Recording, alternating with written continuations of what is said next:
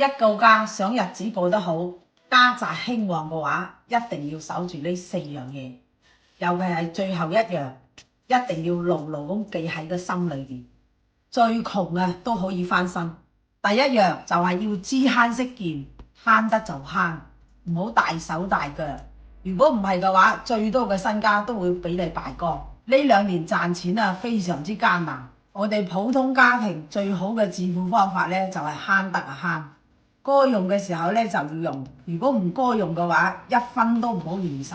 精打細算嘅人咧唔係小氣，佢係對屋企未來負責。第二樣咧就係要孝順啦。如果一個人對自己嘅父母都唔孝順嘅話，你有最多嘅錢啊，你都守唔住嘅。因為父母係根，仔女係葉，根深先可以葉白。孝順父母咧就係積累我哋嘅福德。一個家有咗福氣啦，就唔怕唔興旺啦。第3個咧就係包容啦。一般嘅家庭咧唔會話冇矛盾嘅，贏咧就贏喺包容嗰度，輸咧就輸喺計較嗰度。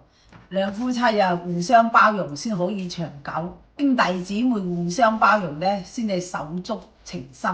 父母包容咧，子孫就可以和睦，少啲計較，多啲體諒。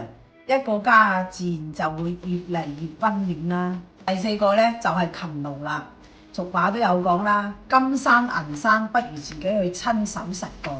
天上唔會掉免費嘅鹹餅，幸福係靠自己對雙手努力去創造出嚟嘅。懶惰嘅人啊就會坐食山崩，勤奮嘅人咧就會白手興家。唔怕你家底薄，就怕你屋企出冷蟲。